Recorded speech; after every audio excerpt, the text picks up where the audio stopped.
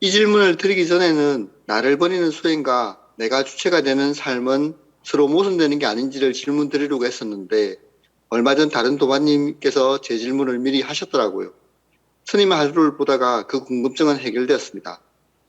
그러다가 든 생각이 평소에 제가 좀 덜 껄떡거리는 것 같은데 그냥 있는 거 먹고 있는 데 자고 있는 거 입고 하는데 아무 문제 없습니다. 가급적이면 새 것도 사지 말고 그냥 살아보자고 집사람한테 이야기도 하고요. 근데 얼마 전에 아이가 수도권에 직장을 잡아 방을 구하려다 보니 돈을 많이 모아 놓을 걸 하는 생각이 들었습니다. 이 껄떡거림으로부터 자유로워질 방법을 스님께 줬습니다. 네. 아들이 20살 넘은 성인이니까 내가 할 수 있는 거는 해도 되지만은 내가 할 수 없는 것을 하려고 하기 때문에 이런 문제가 생기지 않느냐. 제가 전 세계적으로 전쟁이 나서 피난민이 생기거나 자연재해가 나서 어려움에 부딪힌 사람들을 보면 마음이 아프잖아요. 그런 사람을 내가 다 도우려 한다, 다 도와야 된다 이렇게 생각하면 내가 아이고 전에 돈 많은 사람이 와서 스님 만나자 할 때 만나주고 위로 좀 해주고 보시나 많이 받을 걸 뭐 전에 누가 어떻게 후원을 한다 했는데 욕심으로 하는 것 같아서 받지 않았더니 그때 받을 걸 이런 생각을 하게 된다 이거예요. 갑자기 무슨 일이 생겨서 사람이 많이 모여야 되는데 그래서 집이 필요하거나 건물을 빌려거나 해야 되는데 돈이 필요하다 보면 아이고 부자들한테 그냥 조금 잘 대해주고 보시를 받을 걸 이런 생각을 한다면 어떻게 우리가 수행자라고 할 수 있겠느냐. 그러니까 이것은 아무리 좋은 일이라 하더라도 내가 할 수 있는 것, 내가 가진 돈에서 보시하고 내가 할 수 있는 능력 안에서 하는 것이 남을 돕는 거지. 내가 할 수 없는 거를 하겠다고 하면 그것이 욕심이다. 돈이 욕심이 아니라 할 수 없는 걸 하겠다는 것 그것이 욕심이다. 이런 얘기예요. 이치에 맞지가 않다. 우리 아들이 5살짜리인데 병원에 입원을 했는데 돈이 없어가지고 치료를 제대로 못한다. 아이고 돈을 좀 벌걸. 그건 그래도 이치에 맞는 얘기다 이 얘기요. 그런데 아들이 이미 20세가 넘었고 취직을 했고 그런데 그 아들 집까지 마련 못 해줘서 그것도 수도권에 지금 수도권에 집이 얼마나 비쌉니까? 전세든 월세든 그걸 마련을 시골에 살면서 해주려고 해서 돈이 부족하다고 돈을 더 벌어 놓을 걸 하는 거는 그 자체가 어리석은 생각, 잘못된 생각이다. 이렇게 말할 수 있습니다.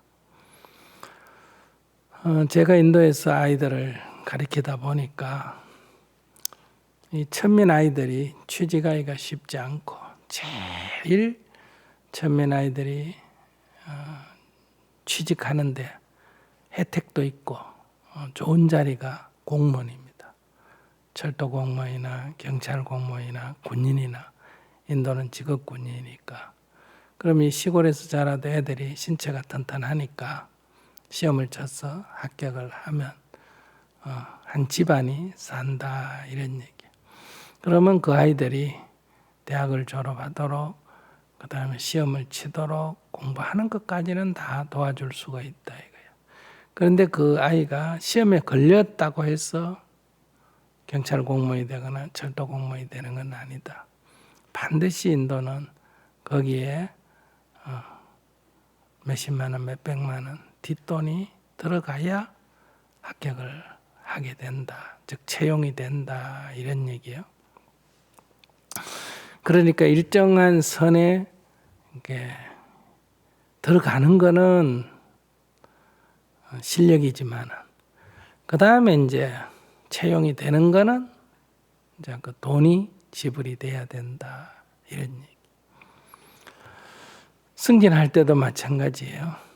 일정한 선에 오르지 못하면 돈이 있어도 안 되고, 일정한 선에 오르면 그 다음에 이제 돈을 주면 된다. 이런 얘기예요. 아예 1등을 해버리면 돈을 안 줘도 된다는 거예요. 이건 제가 거기 있으면서도 여러 번 경험을 했거든요. 그러니까 지사가 와서 학교에 전기를 넣어주겠다. 그래서 참 고맙게 생각을 했죠. 근데 1년이 지나도 안 넣어줘. 그래서 지사한테 찾아갔어. 아직도 전기가 안 들어왔다. 그래? 그 시장이 왜 그러지? 이러면서 내가 있는 자리에서 전화해가 전기 빨리 넣어주라. 그러도 1년이 지나서 안 들어와요. 그러니까 나중에 담당 공무원이 뒷돈을 달라 그랬어. 내가 뒷돈을 주고 할 바에야 20년 전에 했지. 뭐 때문에 지금까지 안 했겠냐. 그러니 이렇게 기다려서 지사가 와서 방문하고 해주겠다 할 때는 우리가 부정하지 않고도 할 수 있었어. 하지 않았냐. 그랬더니 제가 이 받는 돈이 그것이 다 모여서 그 사람들에게 다 가는 건데 그 말씀은 아무리 돈을 줘도 안 되는 건 안 되는데 해줘라 이 말은 어느 정도 성의 표시가 있으면 해라 이런 뜻이에요. 그러더라고. 문화가 서로 다르다 보니까 처음엔 그게 잘 안 받아들여졌는데 오래 지나놓고 보면 나는 모든 조건이 갖춰졌다 이런다고 되는 게 아니에요. 모든 안 갖춰지면 아예 안 되고 모든 조건이 갖춰진 중에는 그 다음에 일부 돈을 주면 이제 되는 거예요. 그것 때문에 많은 지금까지 살아오면서 일을 해오면서 어려움이 있거든요. 지금도 그런 어려움에 봉착해 있고. 그러면 우리가 할 수 있는 게 뭐냐? 그 아이가 시험에 들도록까지 학습을 시키는 건 내가 할 일이고, 그러나 그 뒷돈까지 대줘가며 취직시키는 거는 우리가 해야 되느냐 이런 문제. 이렇게 해야 되느냐. 전기 같으면 안 넣고 촛불 켜고 살고 제네레이터 돌려 돈이 더 흐르도록 그래 살면 되지만 이건 한 아이의 인생 문제니까 당연히 고민이 되죠. 그러나 그것은 할 수 없는 일에 들어간다. 그것까지 하겠다 그러면 이제 일이 끝이 없다. 그러니까 우리가 할 수 있는 거를 정해놓고 하고 그 이상은 못하는 거는 어쩔 수 없는 거다. 그런 관점에서야 끌떡거리지 않고 남을 돕더라도 거기에 꺼달리지 않고 일을 할 수가 있다. 극한 상황일 때는 해야 됩니다. 북한처럼 사람이 굶어 죽을 때는 뭐 절반을 떼는 한이 있더라도 그 사람들을 도와야 되니까. 그렇지 않다면 우리는 어느 정도 선에서 멈추는 걸 알아야 된다. 중국에서 북한 난민들 그 고통받는 사람 보면 눈물이 납니다. 그 사람들 한국 데리고 오려면 중국에서의 약간 법을 어겨야 됩니다. 가짜 여권을 만들든지 몰래가 국경을 통과하든지. 그런데 그것이 마음의 안타까움이 있어서 처음에는 한두 번 그렇게 하더라도 과연 이 불법적 행위를 남 나라에서 하는 게 맞느냐? 맞지가 않지 않느냐? 우리에게는 그것이 도덕적인 행위지만은 이런 데서 우리는 세상에서 할 수 있는 일이 있고 다 하지는 못한다. 할 수 있는 일이 있고 때로는 안타깝지만 멈춰야 되는 일도 있다. 이런 얘기예요. 그러니까 자기가 개인이 사는 데는 욕심이 없는데 이제 아들 문제가 제기되니 욕심이 나잖아요.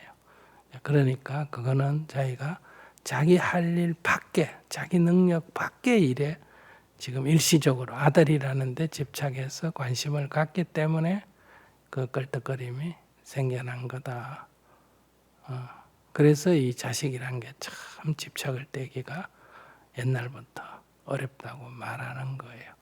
그러니 취직이 됐으니까 그건 뭐 고시원에서 살든 원룸에서 살든 친구 집에서 살든 멀리 떨어져서 2시간 통근을 하든 그건 자기 알아서 할 일이에요. 그러니까 그거를 부모라고 지나치게 신경을 써서 아쉬움을 갖는다면 그러면 영원히 이렇게 그 집착의 끈을 놓을 수가 없다. 다음엔 또 뭐가 생기고 다음에 또 뭐가 생기고 취직했다. 그 다음에 이제 결혼한다. 그럼 집 사줘야 된다. 애 낳았다. 그럼 애 또 사립학교 유치원 보내야 된다. 영어 유치원 보내야 된다. 이러면 이제 끝이 없습니다. 자기가 80이 돼도 은퇴를 해도 계속 돈을 더 벌어가 보태야 되는 거예요. 그렇게 된다면 눈 감을 때까지 이 얽매임에서 벗어날 수가 없는 거다. 딱 20살까지 키웠으면 나는 다 했다. 이렇게 딱 손을 떼고 내 여유가 있으면 조금 도와준다. 관점을 이렇게 가져야지 그걸 안타까워하면 안 된다. 잘 들었습니다. 네.